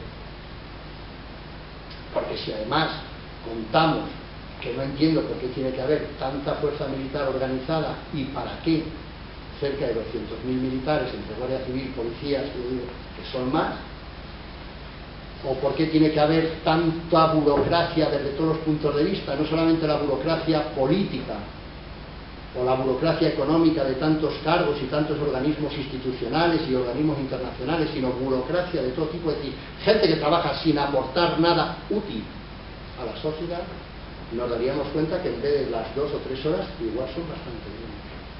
Pero para eso tiene que haber una identidad de intereses. Y eso es fundamental. Tendría que haber una identidad de intereses, un convencimiento social, primero, de que todos somos iguales. Todos somos iguales en derechos y en deberes, porque no tiene por qué haber diferencia. Y segundo, un concepto nuevo que entronca con la crítica más feroz que se puede hacer al capitalismo, que es la crítica a la competencia y al mercado, que es la ayuda mutua, el apoyo mutuo. Si siguiera con la disertación y cogiera ahora el signo doctrinal del capitalismo como competencia y como mercado, veríamos que el capitalismo ante todo es la no competencia y el no mercado. Porque el capitalismo solo pervive cuando tiende al monopolio o al oligopolio. Y es toda la dinámica que hay en contra de la competencia desde el mismo capitalismo. Por eso hay tantísimas denuncias y sanciones por actuaciones contra la competencia en todas las empresas del capitalismo, la banca, los seguros, la que coja. Porque el capitalismo, aunque diga de competencia y de mercado, es un sistema que funciona sin competencia y sin mercado, por si no, no puede funcionar. Y que además funciona única y exclusivamente de los contratos públicos. De las grandes financiaciones públicas, en autopistas, en viviendas, en armamento, en sanidad, en todo se paga con impuestos, con financiación pública. Aunque ellos digan luego que lo que mejor funciona es el mercado, que es mentira. Pero para no extenderme, vuelvo al tema del apoyo mutuo, que es la gran crítica a la competencia y al mercado. Es decir, si nosotros con esos elementos construimos un proyecto político y un proyecto económico y un proyecto social. El proyecto del anarquismo es un proyecto, en primer lugar, político, porque hablamos que no queremos una organización de la sociedad con Estado. Queremos una organización federal en términos clásicos. El federalismo es el acuerdo libre entre personas iguales y libres, de abajo arriba. Y queremos una federación social y política desde el punto de vista que decidimos siempre nosotros. Queremos una organización económica sin capitalismo. Queremos una organización política sin gobierno, porque no se trata de mandar y de gobernar a las personas. Se trata de organizar las sociedades. No se trata de gobernar, se trata de organizar a las sociedades. Queremos una organización económica sin capitalismo, porque no se trata de explotar, robar y matar a las personas. Se trata de administrar las cosas al servicio de la humanidad, de todos por igual. Y queremos una organización ideológica y cultural sin religión, porque la religión ante todo define la mentira, el engaño, la manipulación, la indecencia. Queremos una norma de conducta basada en lo que he dicho antes, que es el apoyo mutuo. Y con esos tres elementos nosotros construimos lo que hemos llamado, en términos clásicos, el comunismo libertario, que es una organización económica organizada libremente a través del federalismo, con el principio de la igualdad del ser humano, con el principio de la libertad del ser humano. Y eso lo materializamos nosotros hoy en día, aquí y ahora, en una organización sindical que nosotros llamamos CNT, que es la conjunción del sindicalismo, que es la clase trabajadora, y el anarquismo, que es la ideología, que es la cultura y el conocimiento, que es la herramienta intelectual que utilizamos para podernos guiar y poder transformar la sociedad. Y desde luego, para todos aquellos que puedan decir que eso no es una tarea fácil, por supuesto, ni es una tarea de 2 días, ni es un concepto de conseguir una reivindicación inmediata, que sí se trata de conseguir reivindicaciones inmediatas, porque el anarquismo, desde el punto de vista de su actuación inmediata, se plantea su actuación en muchos ámbitos, en muchas órbitas y de muchas maneras. Una de ellas, la primera, actuando sobre la realidad y consiguiendo y planteando reivindicaciones inmediatas, reales. Frente a las reformas laborales que plantean la destrucción de empleo y los despidos masivos, la CNT plantea el reparto del trabajo, el reparto de la riqueza sin disminución salarial. ¿Por qué? Porque quienes tienen que dejar de ganar lo que ganan son lo que se llaman los ricos y los privilegiados, y los beneficios de la banca y los beneficios de las empresas no los tienen que distribuir ellos, tienen que ir a generar empleo. No puede ser el caso de Telefónica, que el año pasado, al mismo tiempo que repartía 7.000 millones en dividendos, planteaba un ERE de 4.000 o 5.000 despedidos. Es otro concepto. Usted no va a repartir 7.000 millones en dividendos a sus socios porque va a ir para generar empleo y aumentar el empleo que usted tiene. ¿Cómo? En vez de trabajando más horas, trabajando menos horas. Es decir, hay un planteamiento realista de reparto de la riqueza y del trabajo. Y en ese orden de cosas, todo absolutamente igual. Y en vez de subvencionar a la Iglesia Católica con 6.000 millones de euros anuales, que multiplicados por 10 años dan 60.000 millones de euros, que se dice pronto, en 10 años, 60.000 millones de euros, esa es la factura equivalente a 2 años de prestaciones por desempleo de cerca de 30.000 millones de euros. ¿Por qué va a haber que reducir las prestaciones en desempleo y no hay que reducir las subvenciones a la Iglesia Católica? ¿Cuál es su función? ¿Y por qué? ¿Y qué hace? Desde este punto de vista, lo que nosotros planteamos es que los recursos públicos se tienen que distribuir única y exclusivamente entre la población, entre la sociedad civil, de una forma igualitaria. Y caminando con todo ese andamiaje, es por lo que construimos un sindicato que se llama CNT, que históricamente ahí están las cosas que ha realizado, para ver que había y tenía una coherencia entre los medios y los fines. Tenía una coherencia entre lo que decía y lo que hacía, que esa es la gran grandeza y la gran singularidad del anarquismo, la coherencia de medios y fines. Esas frases que históricamente se decía, el fin justifica los medios, se ha demostrado que es un tremendo error, sobre todo para las izquierdas. El fin justifican los medios y se engendraron en Stalin. No puede el fin justificar los medios, porque al final ese del fin justifica los medios lo sufre la clase trabajadora, porque históricamente es así, no es porque lo quiera decir yo, porque es la conquista del poder, y en el poder radica el origen de los problemas. Por eso, cuando se habla de responsabilidades en España y fuera de España, los grandes responsables con nombres y apellidos tienen nombre de poder, tienen nombres de presidentes de gobierno, de consejo de ministros, de consejos de administración de banca y de empresas. Esos son los directos responsables de la crisis actual del capitalismo y de todas las miserias y sufrimientos.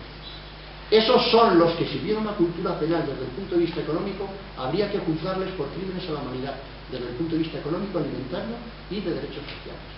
Porque ellos son los responsables directos del sufrimiento de toda la gente, de los desahucios, del paro, de los bajos salarios, de que el 60% de los jóvenes no tengan trabajo, de las pensiones bajas. Son los responsables, porque ellos son los que gestionan. Dicho esto, y para no extenderme más, quiero simplemente resumir diciendo que sí hay solución a los problemas reales que tenemos.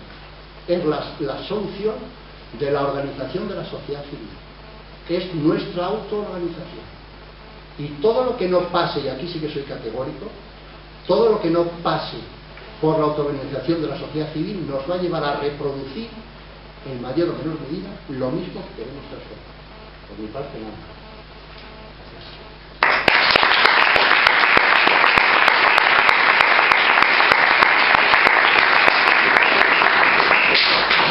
Bueno, pues como siempre, después de la disertación que nos ha dado José Luis Velasco, pues hasta la hora que tenemos adjudicada, el local pues está abierto a que le podáis hacer todas las preguntas que estiméis oportunas.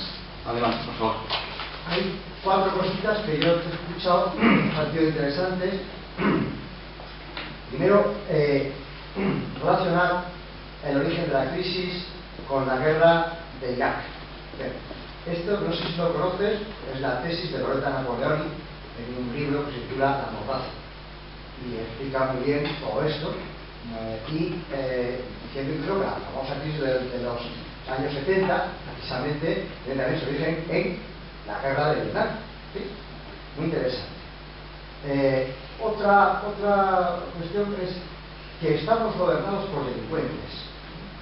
Hay un ciudadano y eso coincides con un tal Arcadio Iberes, que supongo que te sonará, que él es profesor de Economía Aplicada en la Universidad Autónoma de Barcelona y lo ha dicho públicamente y nadie la ha denunciado. Luego, porque es verdad. Y lo dice públicamente. Ahí por ahí, si picáis en Google, contraatacando, y lo cuenta muy bien. Me parece que es una coincidencia interesante. Otra cuestión que el tema de la volviendo al apoyo mutuo, y hay por ahí también en relación con esta organización ATAC, o que conoce la famosa o el famoso, que se está extendiendo de él, la economía del bien común, este señor Christian Felder, alemán, por cierto explica muy bien en español. Yo no sé si tiene algo que ver. Creo que el concepto de bien común es muy antiguo, tan antiguo como el señor Aristóteles, ¿no? Y otro cuarto elemento que se me acaba de decir. Yo siempre, cuando leo en la actualidad a todas estas referencias, también me gustaría que se citaran con un siglo de anticipación lo del poder corrompe, y el poder absoluto corrompe absolutamente. Por eso, cuando estamos viendo los casos de corrupción tan generalizados, que no son aislados de ahora, que es una constante, porque las dictaduras es la corrupción pura y dura, solamente que todo legalizado, desde el punto de vista de la dictadura, entendámonos, no es nada nuevo, ya existe. Desde el punto de vista de que la economía es una economía de la satisfacción de las necesidades, quien mejor lo ha explicado, que yo conozca, es Pedro Kropotkin en La conquista del pan hacia 1890 y Campos, fábricas y talleres hacia 1898. La economía, que la definición que yo se da es de Pedro Kropotkin de 1890, es decir, hace 150 años ya.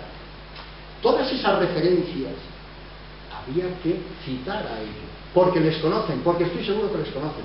Igual que el planteamiento de equilibrio con la naturaleza es un planteamiento kropotkiano. Igual que el planteamiento de la ayuda mutua frente a la lucha por la existencia, la competencia y el darwinismo social, es un planteamiento kropotkiano del apoyo mutuo, que es un libro precioso, ayuda mutua.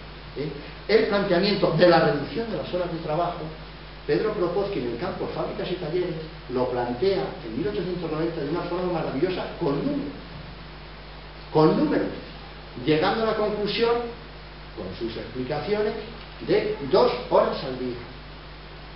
Trabajemos todos para trabajar menos y vivir mejor, quitemos las actividades improductivas que no sirven para nada, es decir, lo mismo da que se hagan que no, 2 horas al día. Es decir, que todos esos aspectos, yo que he bebido en esas fuentes, claro que les conozco, pero a su vez ya tienen sus años de antigüedad. A mí me gusta que se repitan. ¿Por qué? Porque es una coincidencia que nos favorece a todos. Pero sí que me gustaría que algunas veces se citaran esas fuentes, porque yo estoy seguro que les conozco. Pero ¿qué ocurre para no citarles? Que el anarquismo será demonizado, será demonizado, si no se le va la palabra. Es decir, se le ha considerado despectivamente con esa frase que para mí es bonita desde mi punto de vista. Eso es utópico. A mí lo más bonito que me pueden decir cuando me quieren discutir un argumento como diciendo no tienes razón, eso es utópico. Claro que es utópico, porque sin utopías no hubiera avanzado la humanidad. Utópico, ¿qué es? Todo aquello que se desea y que todavía no se ha conseguido. Es decir, si solamente estuviéramos trabajando en el mundo de lo que estamos consiguiendo, no hubiéramos dado un paso desde las cavernas, porque la utopía es aquello que se desea y se plantea para conseguir. Son las reivindicaciones. ¿Es utópico una sanidad pública? Pues hasta que no sea una realidad, claro que es utopía, pero es un deseo muy bonito, muy social y muy justo. Y en cambio el anarquismo, por esa disyuntiva y sobre todo esa crítica tan feroz que ha hecho el anarquismo al poder, sea de quien sea, se le ha apartado, digamos que a la ligera, diciendo eso es utópico. Como decía antes, este debate ideológico, este debate cultural, es el debate fundamental que estamos manteniendo, sin olvidar que hay que estar en una realidad, pero que va todo entrelazado y unido. No pensemos que una reivindicación salarial, ni una reivindicación de reforma de la enseñanza, ni una reivindicación de una sanidad igualitaria y pública para todos, no tiene que tener un componente ideológico. ¿En qué se basa ese componente ideológico? Frente a que quieran una sanidad para que se la pueda pagar. En el concepto de la igualdad del ser humano. Sin el concepto de la igualdad del ser humano, ninguno de los derechos sociales que tenemos estaría ahí. Solamente tenemos esos derechos sociales porque hay un concepto, y ha habido un concepto, y ojalá le siga habiendo, del concepto de la igualdad del ser humano. para que tengamos todos derecho a todo este bienestar que nos quieren quitar y que nos lo están quitando, porque no nos consideran iguales a ellos, clase social. Tú tienes derecho, pero tú no. ¿Por qué? Yo, desde ese punto de vista, no sé si habré dado satisfacción a tu intervención. Gracias.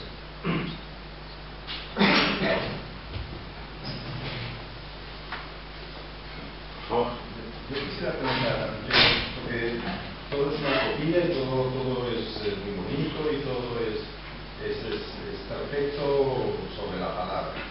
Pero yo tengo una palabra que para mí es mágica, es la acción. Todo eso, ¿hay acciones para eso?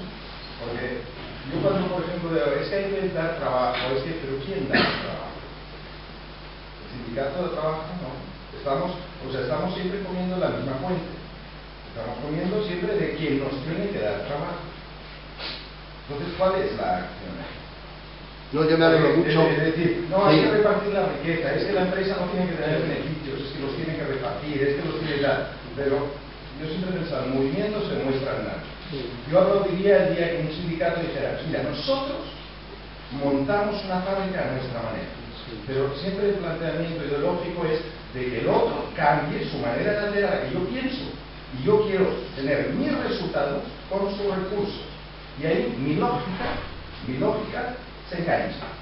Entonces no sé si puedes aportar algo ahí. Sí. La CNT, por ejemplo, por el caso, porque yo desconocía que erais vosotros, hace algo sin contar con los recursos de los demás.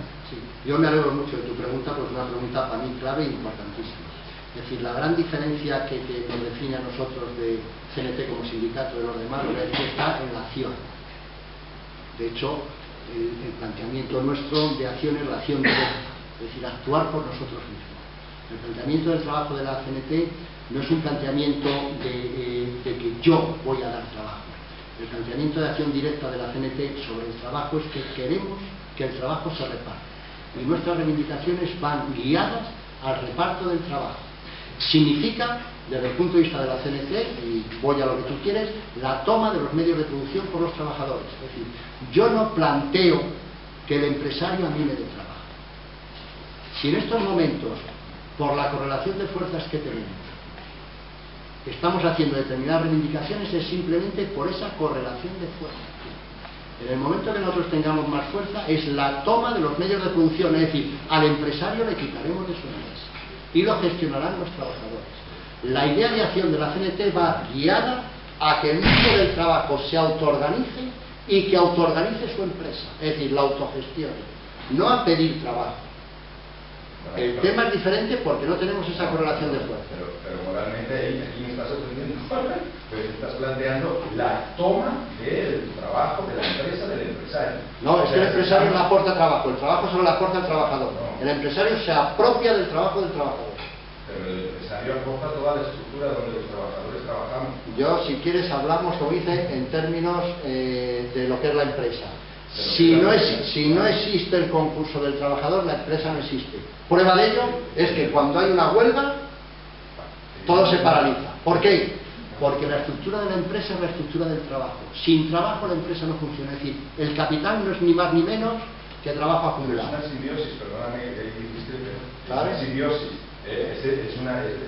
Es evidente que la empresa tiene que funcionar con trabajadores, pero los trabajadores y la empresa tampoco tienen trabajo. Pongo un ejemplo. Comer. Pongo un ejemplo. Bankia. Consejo de administración le podemos definir como el empresario. No. Precisamente Bankia ha sido arruinada por el Consejo de Administración. Si ha seguido funcionando incluso con mucha ruina, es por el trabajo organizado del conjunto de los trabajadores. ¿Cuál es el planteamiento nuestro? Insisto, el empresario desde el punto de vista económico, el empresario, entendiendo por empresario no el que tiene una mercería, sino las grandes empresas, no aportan nada.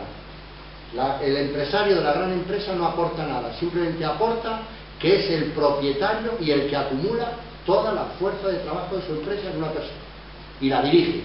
Pero si falta él, no pasa absolutamente nada.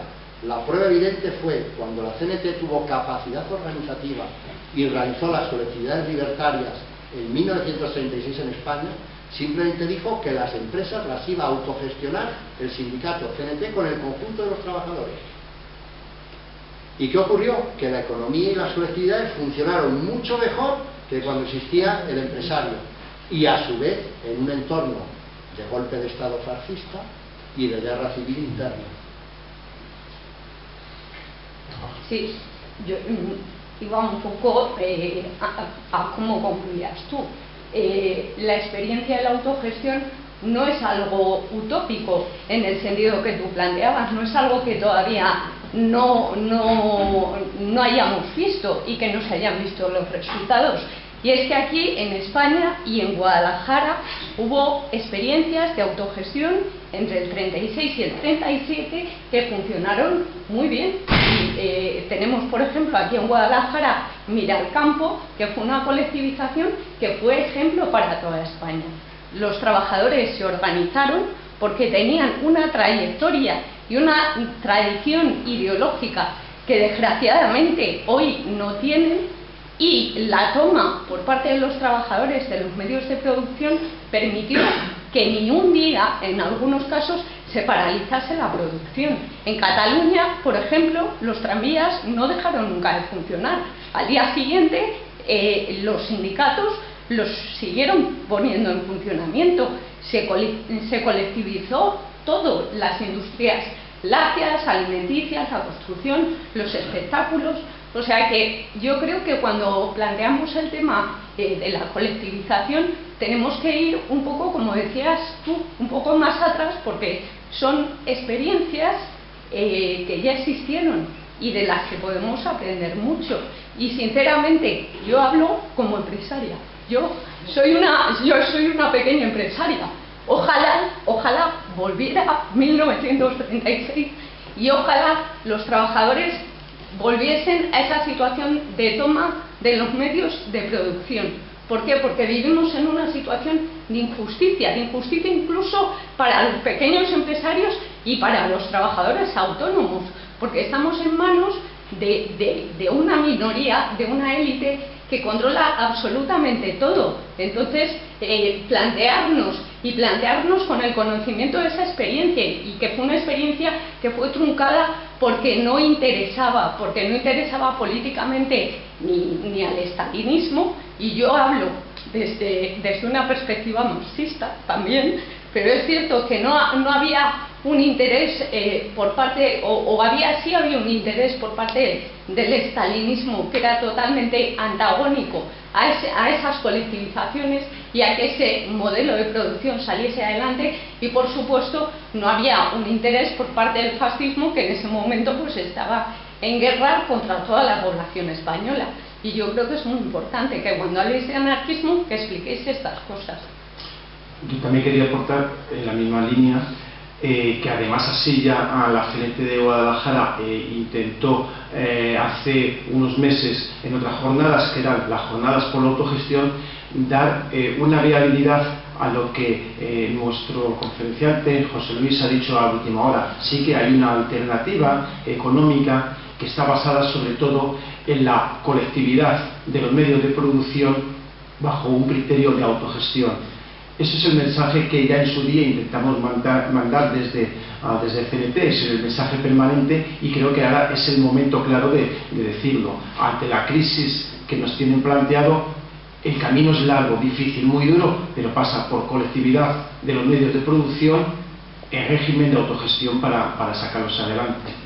Y si os parece, pues me parece que la hora está cumplida. No sé, bueno, me imagino que sí hay más preguntas, siempre habrá, pero pues yo creo que sí. Venga, pues adelante.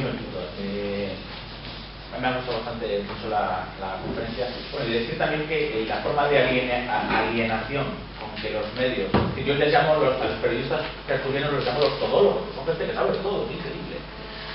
Entonces, pero el otro día me han dicho ya 2 o 3 personas, y dice, bueno, ya que están pasando los corruptos, hijo, y en las próximas elecciones, ¿qué vamos a hacer? ¿A quién votamos? Es decir, han creado la sensación de que si no les votas a ellos hay como un vacío existencial, lo cual es absoluto, lo cual habla también de la poca iniciativa de autogestión de la propia sociedad. Es decir, claro, por toda la mierda, si me permitís la expresión, que han metido, o que han estado bombardeando y que siguen bombardeando. Y otra cosa que me indigna muchísimo es estas campañas de solidaridad, no mire usted, es que yo no he venido a este mundo para estar mendigando 400 euros, yo quiero justicia, no solidaridad. Qué bonitos somos todos, líderes, queremos un bajo de alimentos. Bueno, eso puede ser puntual. En caso de catástrofes ecológicas, por ejemplo, pues que de un ciclón, tal, pues la solidaridad, bueno, para eso somos humanos, ¿no? Pero en otro momento, cuando la sociedad se organiza, tiene que haber justicia, que no es exactamente lo mismo que la solidaridad, ¿no? Creo yo. Justicia, lo contrario de la caridad. Justo, la caridad cristiana. ¿Más preguntas? Nada, que es curioso que tú has echado la misión a la Iglesia, pero no sé si tú conoces que dentro de la Iglesia hay un sector que precisamente propugna eso, la autogestión, de la acción económica, y tiene una revista que se llama Autogestión. Es curioso. Todos esos planteamientos, es decir, que sean coincidentes es positivo, es decir, la autogestión como idea es una idea que nosotros defendemos históricamente y actualmente, y es la respuesta a la pregunta del compañero de fondo, es decir, es la autogestión de todos los aspectos de la vida, empezando por los medios de producción, por supuesto, que es determinante. Es decir, el grave problema que uno de los graves problemas de lo que se llama crisis económica o crisis del capitalismo es la propiedad de los medios de producción, que no se pone en tela de juicio, y la propiedad de los medios de producción hay que ponerla en tela de juicio. ¿Por qué? Porque ¿quién es el propietario del BBVA? Nadie. Se han apropiado del BBVA un consejo de administración nombrado políticamente. ¿Quién es el propietario de Endesa? ¿Quién es el propietario de las grandes compañías farmacéuticas? ¿Quién es el propietario, y me alegro ahora de esta pregunta, quién es el propietario de las concesionarias de autopistas? Todas ellas viven de fondos públicos. Es el Estado con los fondos públicos. ¿Y de dónde vienen los fondos públicos? De los impuestos. ¿Y quién paga los impuestos? La clase trabajadora. Si ahora me voy al argumento del compañero, el empresario aquí no pinta nada. Simplemente se ha apropiado de la riqueza colectiva. Se ha apropiado de ella, con el apoyo inestimable del Estado. ¿Quién ha salvado la industria del automóvil? ¿Quién ha salvado la banca? ¿Quién salva las farmacéuticas todos los años? ¿Quién financia la industria del armamento? Son fondos públicos, pagados con impuestos. ¿Dónde están las grandes bolsas de fraude fiscal? En los grandes empresarios, en las grandes riquezas, el 70% son los que lo pagan. Por tanto, el empresario, entendido por empresario estas empresas, no la mercería de la esquina, ¿no? Se han apropiado de la riqueza colectiva. Se trata de gestionarlo pública y de forma autogestionaria con una finalidad común y por igual. Se trata de hacer que la propiedad sea socializada, desde el punto de vista que sea propiedad de la sociedad y destinada por una finalidad social de todos por igual. Ese tiene que ser el gran debate político y económico y sindical. Que los medios de producción vuelvan a sus auténticos propietarios, que es la sociedad. Los otros se están apropiando de una riqueza colectiva que no es suya, es más, ellos no producen nada, destruyen la riqueza colectiva, la malgestionan, la roban, la despilfarran, la quiebran, no hacen nada salvo destruir la riqueza. Tenemos que recuperar la propiedad social de los medios de producción porque es nuestra. Y así todos los días se está demostrando. He dicho las concesionarias de autopistas. ¿Quién financia las autopistas? El Estado de impuestos. ¿Para qué queremos a la familia del Pino entonces que figura ahí como concesionario de las autopistas? ¿Qué pasa? ¿Que no hay nadie capaz de hacerlo si no es la familia del Pino? Es decir, no hay nadie más en el mundo que sepa hacer eso. Y cuando quiebran como ahora, más dinero público. Pero si es que eso lo gestiona un tonto. Cuando le falta dinero, dame más. Y cuando le falte más, dame más. Es decir, ¿qué pintan? No pintan nada. Es toda una mentira y un engaño. Por eso es fundamental este debate ideológico. Desenmarañar a cualquier afirmación que ellos hagan, decir, esto es mentira. Las farmacéuticas. Pero si no hubiera una financiación pública de la compra de todos los medicamentos, ¿a quién se los ibais a vender? ¿Y qué pasa? Que si yo financio toda mi industria farmacéutica, no soy yo capaz de montar mi propia industria farmacéutica. Pero ¿para qué te quiero a ti? Si a ti te lo estoy montando yo con mi dinero. Nos damos cuenta. Es así con todo. Absolutamente con todo. Y luego vayamos a las subvenciones. Y luego vayamos a la legislación que hace que la banca tenga que tener una garantía de capital del 8 o del 9% porque políticamente se decida que sea el 8 o el 9. Y si falta dinero te lo pongo. ¿A qué quiero al gestor bancario? No me hace falta nada. ¿Cuál? El modelo del cooperativista, por ejemplo. En el modelo del cooperativismo, si respetase la esencia primera y originaria del capitalismo, del cooperativismo de Carlos Orwell, hablamos de finales de 1700, es decir, principios del siglo XIX, es un concepto de autogestión. Es el inicio de las ideas socialistas, en términos clásicos, no del socialismo que conocemos ahora, que es un capitalismo sin más y sin menos. Es el término de la autogestión, es la autogestión, su palabra etimológica lo dice, la gestión por uno mismo, en coordinación y en compenetración con todos tus compañeros desde el punto de vista laboral. El sindicato es una unión económica. El concepto de sindicalismo surge porque son uniones económicas para defenderse de los rigores de un capitalismo, que a su vez tienen su origen en los gremios medievales y en todas las asociaciones profesionales. Pero la razón del sindicalismo son tres. Reivindicaciones inmediatas para mejorar las condiciones de vida del mundo del trabajo. Reparación intelectual, cultural y moralmente de la clase trabajadora para lograr la transformación social.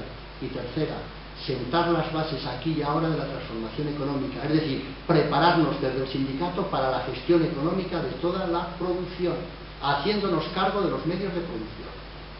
Pero este concepto de sindicalismo que yo estoy diciendo de aquí es el concepto de la CNT, pero si nos trasladamos a la práctica sindical de lo que conocemos por sindicatos, por comisiones UGT, esto les suena, no sé a qué les sonará, pero el sindicato, su raíz primera, es hacerse cargo de los medios de producción, que es la toma de propiedad de los medios de producción.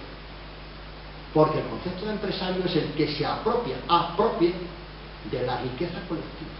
Para eso necesita una violencia que le defienda del mundo del trabajo. Y aquí viene el concepto clásico de cuál es el origen de las clases sociales, que es importantísimo. ¿Cómo explica el marxismo, el capitalismo y el anarquismo el origen de las clases sociales? El marxismo lo explica porque es una acumulación del capital. El capitalismo lo explica que está basado en el trabajo. Que el que más ha trabajado más tiene. Seguramente la duquesa de Alba todo lo que tiene porque ha trabajado cientos de millones de horas. Y el anarquismo dice que el origen de la propiedad está basada en la violencia. De hecho, en España el origen de la propiedad y de la acumulación de riqueza está basada en la reconquista. La reconquista es un hecho político y militar. La reconquista. Y la siguiente gran acumulación del capitalismo en España y de concentración a través de la riqueza está basado en el golpe de Estado fascista del 18 de julio de 1936, que recompone en mano militari la distribución de la riqueza en España. Porque no hay que olvidar que la CNT, en el convenio de la Construcción de Sevilla de 1935, consiguió, con una elevada población en paro, la jornada semanal de 30 horas. Reparto del trabajo, reparto de la riqueza. Porque todo tiene su violencia, todo tiene su consonancia. Yo lo que siempre digo es que hay que retomar el origen de las cosas. El sindicalismo tiene que retomar el origen del sindicalismo, que es la conquista y la toma de los medios de producción por la clase trabajadora.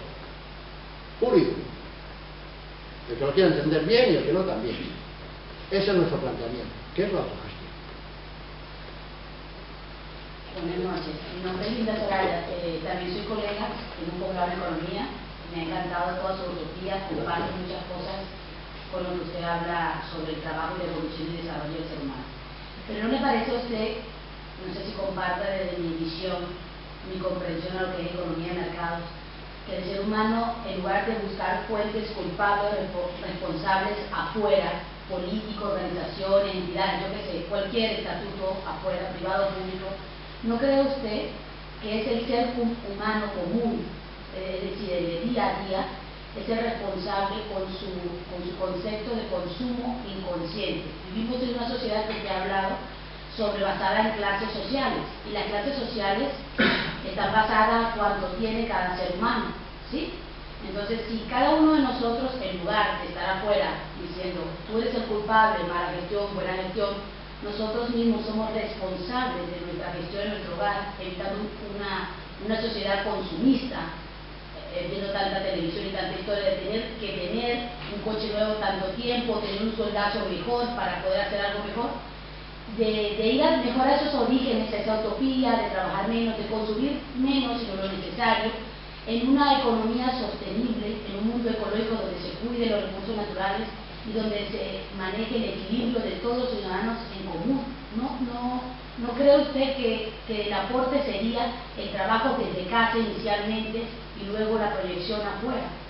Sí, es un planteamiento que tiene su... Es una utopía, Sí, una utopía de lo que sí. se llama la clase social y el consumo masivo, que creo que es lo que hace este desajuste social que vive hoy en día el planeta Tierra. Yo las clases sociales no las defino en razón a lo que consume cada uno, no las defino por ese concepto.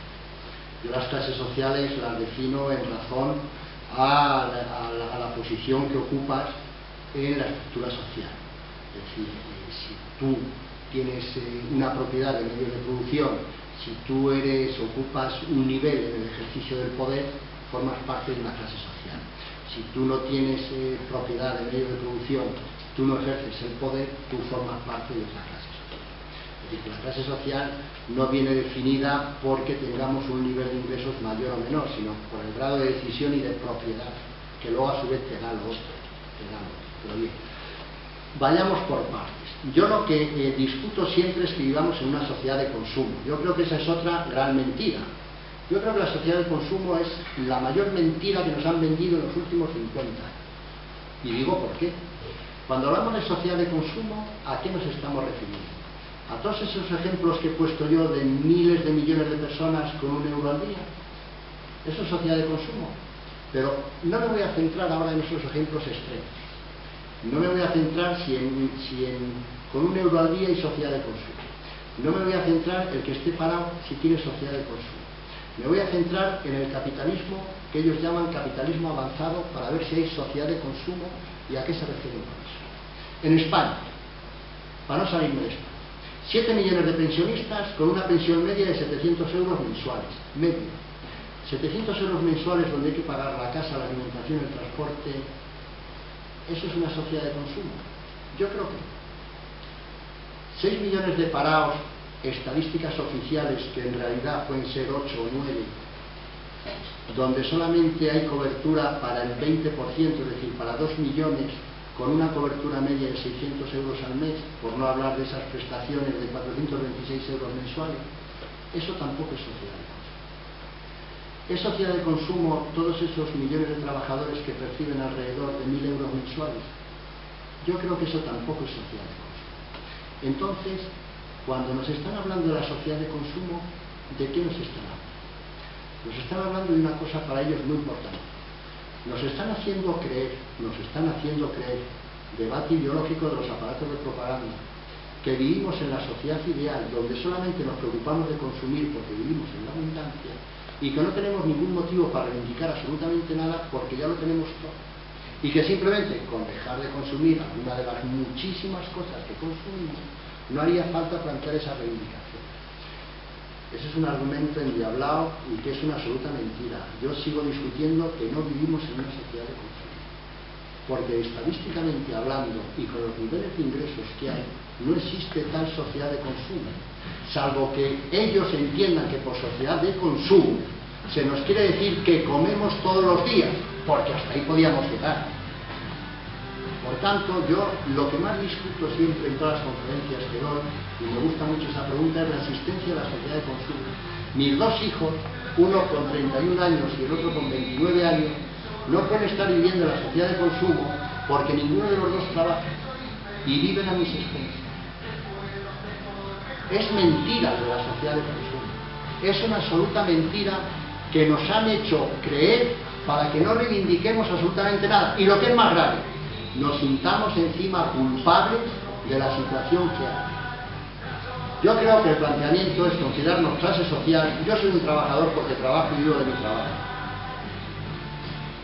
Y cuando uno vive de su trabajo, es un trabajador. Isidoro Álvarez del Corte Inglés no es un trabajador. Esos son los ejemplos extremos que hay que coger para saber quién está en una clase social o está en otra. Pero es mucho más sencillo saberlo, quién está en una clase social y quién está en otra. Se ve cuando uno plantea unas reivindicaciones de un tipo o de otra. Isidoro Álvarez nunca va a plantear un reparto del trabajo y de la riqueza. Y los trabajadores sí vamos a plantear un reparto de la riqueza y del trabajo. Porque a su vez tenemos un concepto diferente sobre el ser humano. Y ahí sí que viene la aportación de cada uno. Ahí sí que viene la aportación de cada uno. Y viene la aportación de hacer unas reivindicaciones en un sentido o en otro. Y ya enlazamos con el debate sindical, que no sigo en él para extenderlo. Sí, Vale.